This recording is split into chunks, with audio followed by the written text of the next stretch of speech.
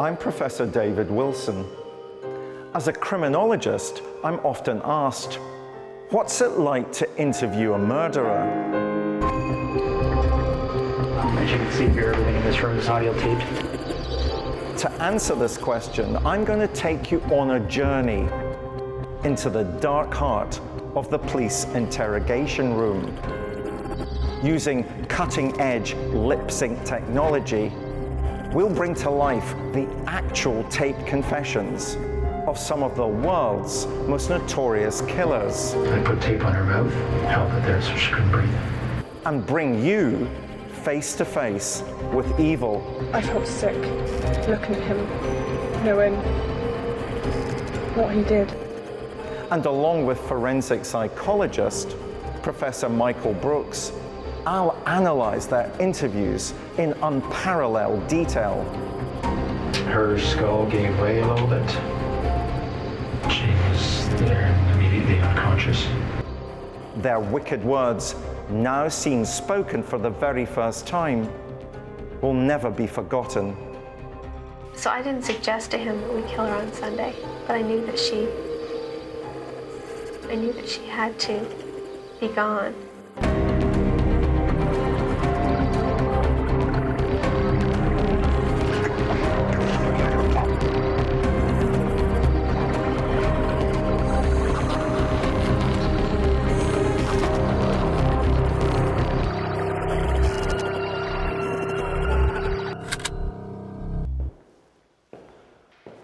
The interview in today's episode is a masterclass in the use of the Reid technique model of police interviewing adopted in the United States and Canada. In the Reid technique, interviewing is an accusatory process where the investigator tells the suspect that the results of their investigation clearly indicates that they did indeed commit the crime in question. The interviewee is a young woman, the suspect in a crime that shocked Canada. A respectable middle-class family had been gunned down in their homes. The mother lay dead, the father fighting for his life, and their terrified daughter found tied to a banister upstairs. Was this a home invasion or a robbery gone wrong?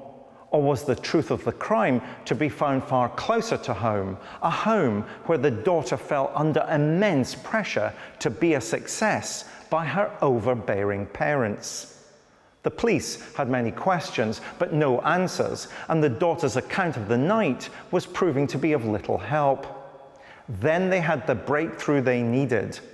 Unbeknown to the girl, her father had survived the attack. When he woke up from a 3-day coma, he told investigators details of the home invasion that left his daughter under suspicion. He said that he saw her talking to one of the men like a friend, and that her arms weren't even tied behind her back while she was being led around the house. After initial questioning, the girl was turned over to Detective Bill Geets, Gator as he was known around the police force. Geets is an experienced interviewer and cold and calculating almost from the get-go. He clearly means business and identifies the girl's manipulative tendencies immediately. He plays both good cop and bad cop, a dual role with which he seems entirely at ease. His interview will contain a series of outright lies, which is part of the Reid technique. Over the many hours she sits before him, Geets relentlessly breaks his interviewee down and eventually brings about an admission from the girl that she had ordered the hit on her family. Who is this killer who felt that the pressure to be perfect by her parents was enough to warrant their murder? Jennifer Pan.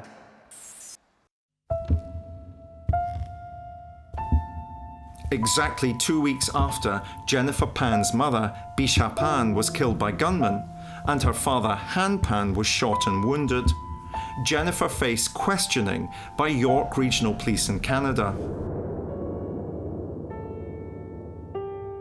She claimed she was the lone victim left standing in the home invasion at her Markham residence on November the 8th, 2010.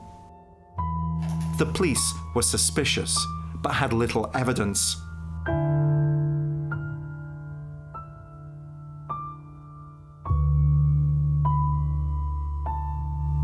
So today's the 9th of November, 2010. You're in a room right now that's being audio recorded. So if you can identify yourself for me. My name is Jennifer Pan. Jennifer Pan's parents had emigrated from Vietnam to Canada, and they had built their life from the ground up. They had worked so hard for everything they had, and they wanted Jennifer to do well in life, and they had wanted for her to become a doctor. She's been given all the opportunities to succeed, but academically she's challenged. She can't actually meet those expectations. And as a result of that, and the fear of failing in her parents' eyes, she then begins to spin a web of deceit and lies. She made this very early decision to start to create a new reality. She wanted to keep it from her parents. She started to forge her report cards and give herself, so she looks like she had straight A's. And then once she was on that journey, that train, there was no getting off. She faked it for years, getting straight A's. She claimed to have a place at university. The university declined to take her because she didn't match their entrance requirements. She went to enormous lengths to maintain that facade. She'd go and get books on pharmacology and also look at YouTube or clips on videos to get her write up lecture notes to show her parents. She even claimed to have graduated from the University of Toronto and got an internship at the Children's Hospital, a very stiff competition to get a place. So of course her parents were very proud of her. Actually, she was working as a waitress and she was teaching piano to other children. When there's so much pressure to achieve, as there was with Jennifer Pan, this pressure takes the form not just of a focus to her life, a central goal to her life. It becomes actually the only reality she knows. So the only way that she understands, evaluates herself and her life, her whole existence, is against the measure of achievement that her parents present for her. In somebody young and vulnerable, this goes beyond just producing a sense of being stressed. It actually defines their whole world. And I think we see this with the way in which Jennifer saw her only possible response to failure was to do everything she could to conceal it. When her family found this out, they were so angry at her, and she had to explain that actually she'd failed the exam she needed. Basically, all hell broke loose at family home. Her father apparently wanted to throw her out and was disgraced and everything else. It also emerged that she had a boyfriend, Daniel Wong, who she'd known for many years from school days. Her parents insisted that she gave up the boyfriend, B, that she completed a high school education, and C, that she became a much more dutiful daughter and restricted her very much in her social life, so that she wasn't allowed to go out. She was very much confined to home or to work. She ended up staying with her family, and she tried to not have any contact with Daniel, but it's very evident that this wasn't the case. The two did continue to talk and did continue to have a relationship. But because it was a secret, Daniel then found someone else and he fell in love with another girl. And this really sent Jennifer into a bit of a depression over the kind of pressure she was getting from her parents and the kind of constraints she had on her life. She's clearly a young woman who was living this double life because of the sort of stern parenting that she'd had from her mother and father. And so early on you can understand and sympathise with her to some extent, that she's obviously really been put through the ringer by this relationship in which she's kind of expected to achieve so much all the time. And from her point of view, you feel that it's probably not a very loving relationship that she has with her parents. On the other hand, the way she tries to escape from this relationship in the end is quite chilling and cold. We are investigating a murder, Do you understand the criminal consequences of making a false statement? Yes. Do you understand the importance of telling the truth? Yes, I do. Okay, so this isn't suspecting that you're not going to tell the truth. This is more of a feature that you understand the importance of telling the complete truth. You have nothing to apologize to me for, Jennifer. It's going to be tough. I'll get you some Kleenex in a second, okay? Now I want you to sort of take yourself back to earlier on today, yesterday. When she's first taken in, she comes across quite well, I think, and she cuts a sympathetic figure. She's tearful. She doesn't look like the sort of person that would be able to engineer this kind of crime. But when you think about it again, she's also a person who's been leading a double life for several years and been lying to her parents about her grades at school, and then lying about the fact that she was at university. She'd mounted a whole fictitious life for herself. So to some extent, it's not that surprising that she would be fairly convincing in the initial stages of the interrogation process. My mom came home, I believe that was around 9:30 or so. She was rummaging downstairs. I didn't think anything of it.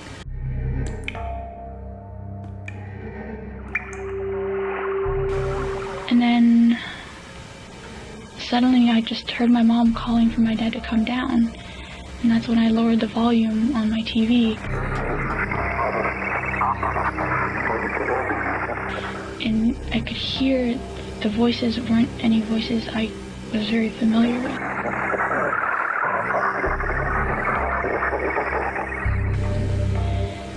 And so I was scared and I couldn't move. I just sat in my room for a while. A guy was there and he came at me and had string in his hand. Take your time. Take your time. All this is very important, so take your time. They dragged me down the stairs and made me kneel at the bottom, telling me to face down on the floor while the other guy had a gun behind my head, and asked my mom where her purse was. My mom kept trying to get up, and they kept telling her, sit down. They took me up the stairs and they tied me to the top of the banister.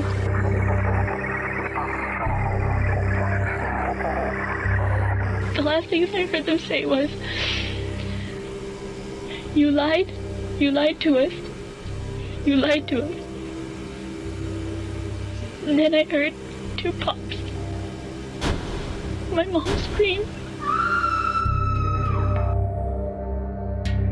Most people, when they've been witness to a traumatic experience, such as the attempted killing of their parents, are very traumatized, can't remember things, and over time, they start to recall more and more information. She apparently, according to the police, had a ready-made story. She knew all the answers to the questions. That straight away makes people suspicious of her. During a witness interview, if you have suspicions in the back of your mind that this person may have a role in the offence, you have to caution them under the Police and Criminal Evidence Act. And if you do, you then have to stop that interview and re-interview them as a suspect. So it's a great balancing act to get as much as you can from them as a witness without tipping over into the suspect part of the investigation. What do you see of this guy? And I'm calling him a guy because you said you thought they were all males. I think they were all three males. Okay, so tell me about this guy. He was medium build. Okay. I don't remember any of his clothing, unfortunately. The only thing I can remember was he had dreadlocks. He had dreadlocks. So can you describe his race to me? He was black. When the police arrived, they found Jennifer upstairs in her bedroom and they released her from the bonds that were tying her up and started talking to her. The medical staff were in attendance downstairs and obviously the crime scene was sealed off. Officers attending the scene thought it was a bit strange. They thought there was something suspicious immediately. The simple fact of the matter that she had been alienated from the attack made it stand out as suspicious. Why was she not shot like her parents? Why was she taken upstairs? The second thing, of course, that come to their nature was her hands were tied behind her back, bound behind her back, and she made a 999 call or 911 call to the police, an emergency service call. And they asked her to reenact that, and she couldn't do it. It was impossible. The other thing that Jennifer was not aware of was her father surviving the attack. And when the police went to investigate or interview her father once he was recovered, he told an altogether different story from that Jennifer had told. He told how Jennifer had been acquiescing with the attackers. It wasn't a scared little girl or a scared woman who was frightened for her life.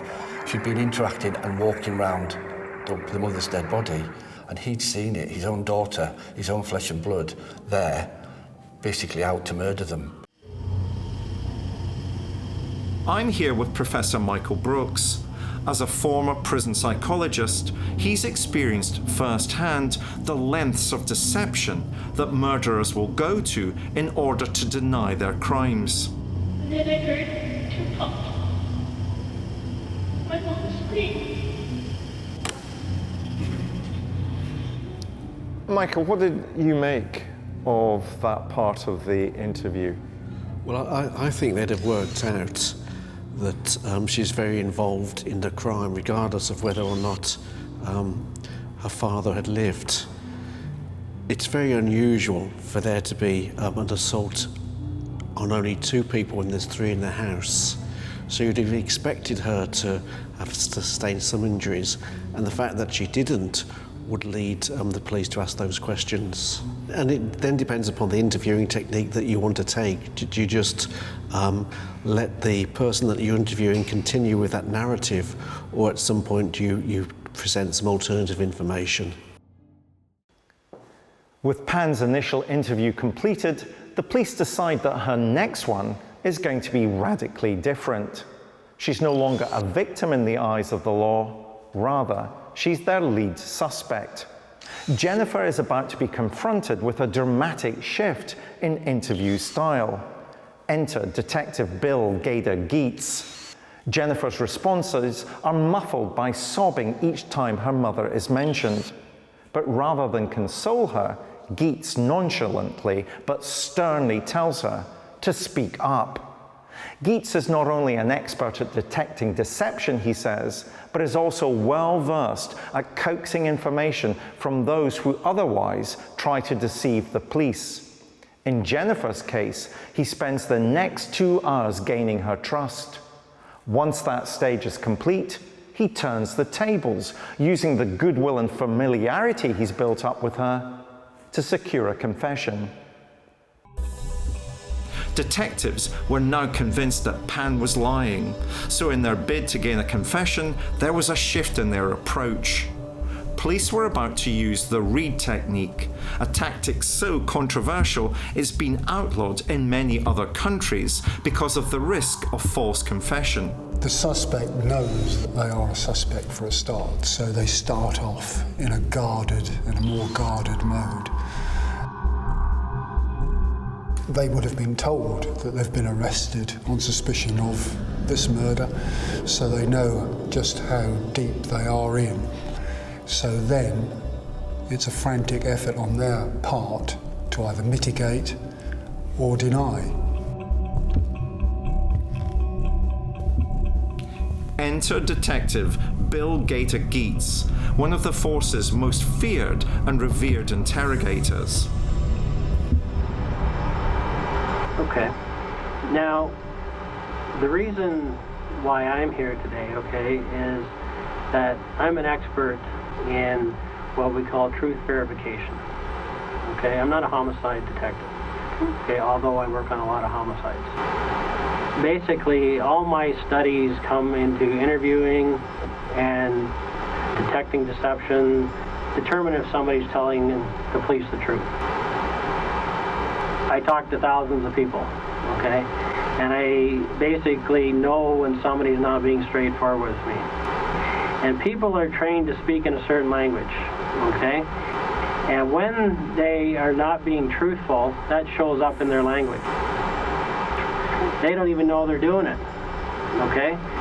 We have computer programs, and based on what they say, it will tell us where the areas of deception are. It has data from thousands of cases, right? And people follow patterns, okay? And when things go outside of a normal pattern, that's a red flag.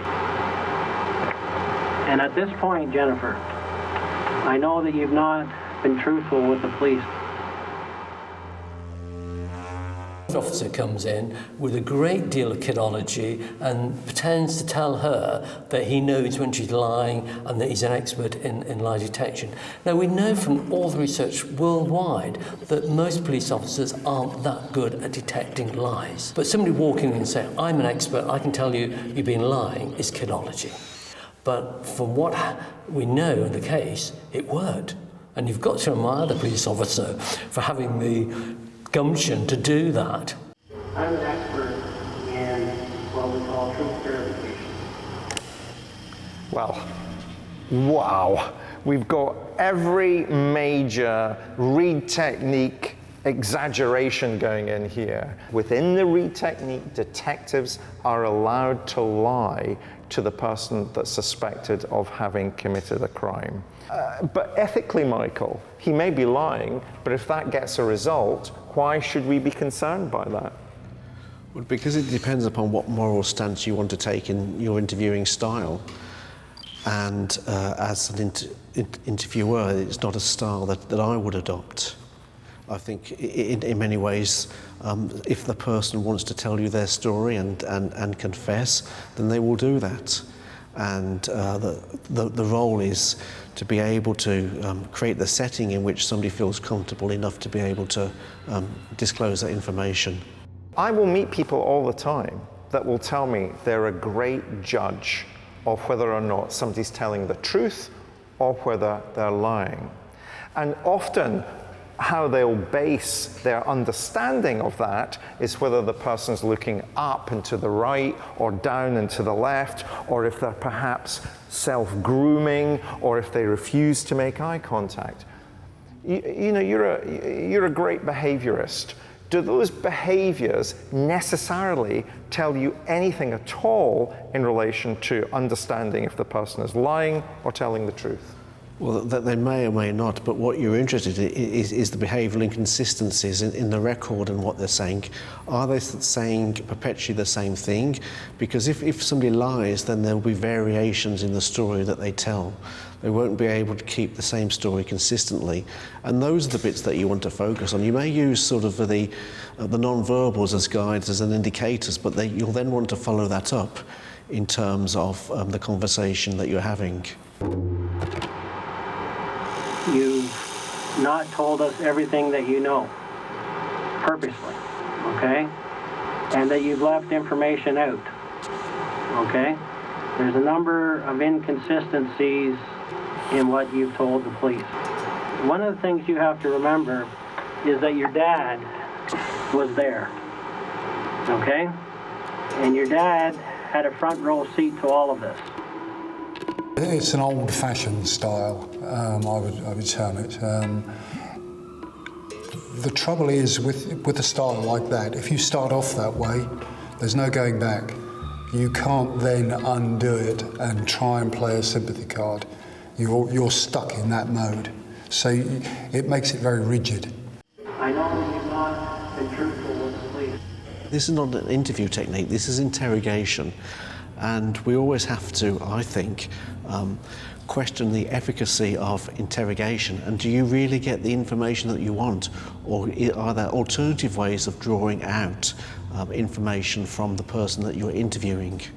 And in relation to where we are at the moment, though, Detective Geets is just looking at the rubbing points, the parts that don't quite add up for him in terms of the story that Jennifer Pan wants to tell. And in particular, how would she be able to make a telephone call given that she was supposedly tied up? And I think that's perfectly legitimate. In any interview, you want to try and ascertain whether or not the story that the person that you're interviewing is telling matches up to the facts. And Michael, when you've interviewed offenders in the past, how do you approach that interview? In a much more exploratory way, and wanting to make sense of the disconnects between what the person is saying and what's on the record. But what if, because of course people will listen to this and they'll say, well, what if the offender doesn't want to talk to you at all in terms of the kinds of information that you're seeking to extract from them? Well, if the interviewee doesn't want to tell their story, then there's not much point pushing it until they're ready to talk. But sometimes people want to understand their own behaviours. Why did I do this? They don't always fully understand their actions. Everything she had done was a failure. Everything she said was a disappointment to her, predominantly her father. She had come to the point where she could be free of them. And sadly, that is the choice that she took. There were other choices, but she didn't have in her personality and in her life experiences those choices. We have to make crucial choices, and she had not been armed with the capacity and the confidence and the self-assurance to return to a real life, a normal life. The only way she could escape that in her mind was extreme prejudice and the termination of her parents' life. Jennifer turned to someone she already knew, and this individual had boasted to her that he had intended to kill his own parents. And in Jennifer's eyes, that made him a prime candidate for someone to kill her parents. And so she gave him money and she asked that he make it look like a robbery gone wrong or a targeted incident in which her parents would be killed and she would be left alive. Once they were dead, that would allow her to inherit their fortune, and then she and her boyfriend could live happily ever after kind of life. I mean, most people would either say, look, Mum and Dad, I can't deal with this pressure anymore. I've been lying to you for, years. And then you deal with it as a family. But obviously the family dynamics were such that she didn't see that as an option, or she chose it not to be an option. Well, I don't think she had the means. I don't think she had the maturity, the independence, the set of skills and knowledge that what it would take to. I think she had long since lost any sense of herself. She had been living this lie, this parallel life. She wanted a future without her parents. She wanted a future with her lover, however sad and too late that was. And I don't think she had the skill set necessary. It's hard enough for normal children to leave home. This was a case of terrible dependency on her parents. And I don't think there was in her a real Jennifer Pan.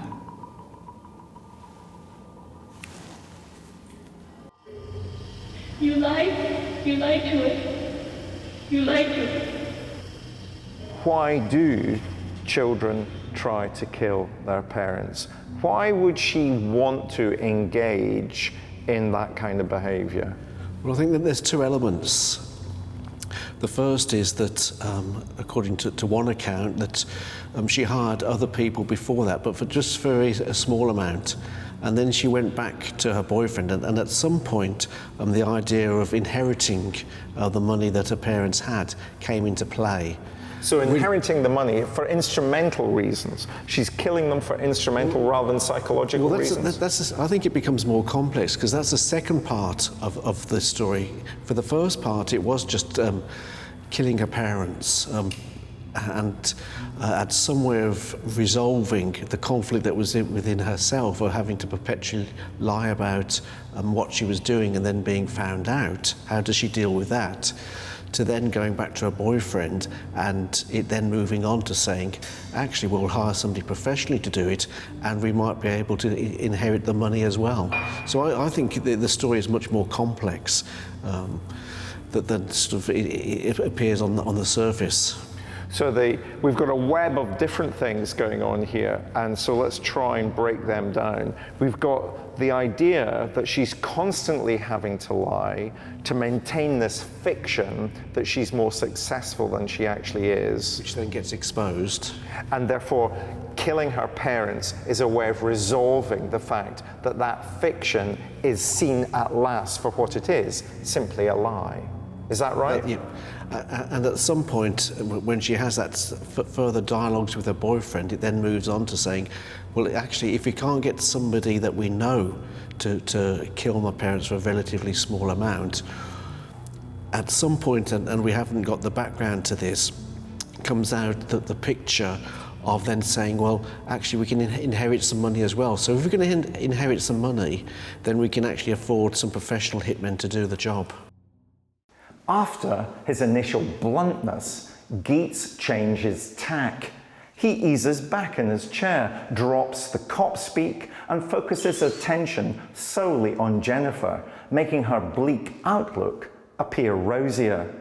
The Reid technique requires officers to reinforce sincerity to ensure the suspect is receptive to their overtures.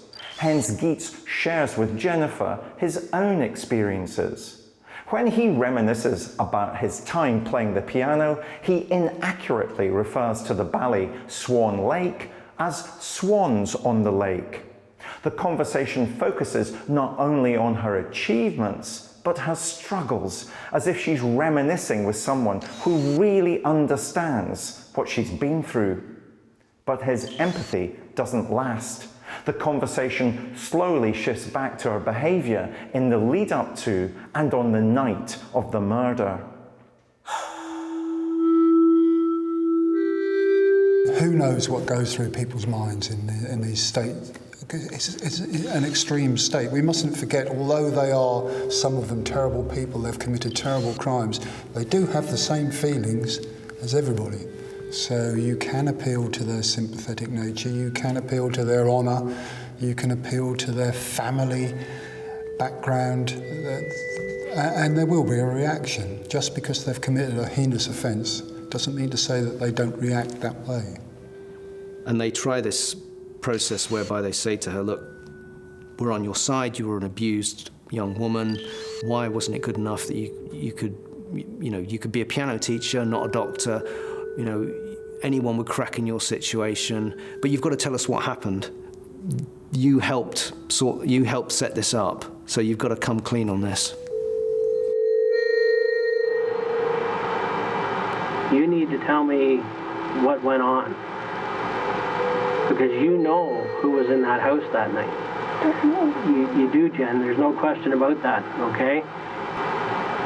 You have actually given an improper description of the person you were dealing with. You falsified the whole description of that person. Be honest with me, Jen. Give me that. All right? Look at me, Jen. Let's be honest with each other. Now, I do a lot of reading. And over 300 kids in North America every year are involved in their parents' deaths, okay? And when we look into those cases, there's always a common factor, that those kids have had to live up to expectations that weren't reasonable, that they weren't being treated the way a human being should be treated. You have spent your whole life trying to live up to expectations that you can't meet, and that stress the hell out of you. You're a 24-year-old woman being treated like a 15-year-old. It doesn't feel good, does it? Jen? It doesn't feel good to have secrets, does it? No. But I can tell you one thing is that we already know, so you can't change that. Then why did it stop? I know you did. Let's get back to how they got there, why they got there, okay? But what happened to me? Well, I don't know at this point. But I can tell you one thing. I'm going to sit here as long as it takes for you to get this off your chest, okay? Do you know what I mean? Do it. What's that? Okay, that's good to hear. That's so positive. We know that you weren't the one that pulled the trigger. We know that. Something we can. Let's be honest with each other. Michael, this clip really reveals a great deal about the interviewing technique of the detective. It's almost as if he plays good cop and bad cop at the same time. And what we're seeing is actually, in this particular case, it's not effective, that you needed a continuity of style, and that switching style leads to confusion. One of the things that we should make clear is that this technique is the technique that's taught to Canadian and indeed American detectives to this day. What is it for you that's inconsistent and not helpful, given the fact that ultimately Jennifer Pan is going to be found guilty of the murder, an attempted murder? Well, it's not. It's only helpful if you get the information that you're wanting, or if you're being able to answer the questions that you have, that you're inquiring about. And actually, if it's leaving somebody confused, then actually it's not being successful in fulfilling your objectives of answering the queries that you have. And there's a danger with that technique is that at some point, if somebody feels so intimidated, they all just go along and say whatever you want them to say just to end, as you used earlier, the word interrogation. So what he's trying to do, Detective Geets is trying to do, he's testing out information that she's telling. He's trying to make her feel relaxed and then trying to make her feel uncomfortable. So this idea of going back and forth, relaxing and then putting the person under pressure, does that not work in your experience? Well, it all depends upon the person that you're working with, and you have to vary your technique according to who it is that you're interviewing. So there is never one standard approach which works for every individual. Everybody is different, everybody is unique, everybody needs to be approached in a different way, and you need to have a range of techniques and skills which you call upon and which you utilise in that particular moment when you're interviewing somebody. So it relies a lot upon professional judgment rather than just adherence to a script about saying this is the way that you do it. It may well work in some situations, but it may well not work in others. Any hopes Pan may have had of gaining the confidence of Geets are dashed when he sheds his friendly and engaging demeanour and begins to become assertive. Step 1 of the Reid technique, direct confrontation. The Reid technique clearly states that an interrogator must try and discourage the suspect from denying his or her guilt. True to form, Geets refuses to let Jennifer get a word in edgeways. She speaks little for the following 60 minutes, but he eventually offers her a way out. As Geets begins to accuse Jennifer, he inches his chair closer and closer to her until the pair are almost touching, his burly stature bearing down on her. He warns, "You're involved in this, I know that." The results he gains are astonishing and will condemn Pan for the crime of matricide. And in the final moments, he brings Pan as close to confession as her sense of honor and shame will ever allow. Okay, you need to tell me how you got involved in this. We know that, Jen. You want to be a part of the solution, not the problem? You want to be a part of the solution here? Jen? Okay. What do you think should happen? What would you like to see happen in this case? What's that? Justice for your mom. Okay. Well, if I could stop it, I would have stopped it. Okay. Did you try to stop it that night? Yes. How? I wanted to go be with my parents. I wanted to go be with them. You want to be a part of the solution, not the problem? I particularly like the idea that Jennifer Pan is in a seat very much like ours that's in one particular position, But Detective Geetz's chair is on wheels. He can get closer and closer and closer to the person that he's interviewing. What does that do when he physically becomes closer to the person that he's interviewing? What is that serving to help reveal? Well, it all depends upon the person and their reaction to somebody coming closer to them and whether or not they feel intimidated. Some will just capitulate, others will become more resolved and argumentative, perhaps, in that not wanting to actually engage and finding a challenge, and will push back. But some people might react by seeing that closing of the space as making a more intimate environment, and that intimacy might facilitate greater confession. Well, it might or it might not. It depends all upon the person's personal space boundary. Different people have different personal space boundaries. Some individuals are quite happy for other individuals to come quite close to them, others aren't. But it is sort of a risky technique. You have to be able to judge how close to get. Why didn't they stop for you? I don't know who they were. You have to tell me that part, and then we're going to work through it together. So you're supposed to take the whole family in? No, just me. Okay, so tell me how that happened then. I don't know. Why did it change? I don't know. Okay, what do you know? How come it was supposed to be you? Because I didn't want to be here anymore.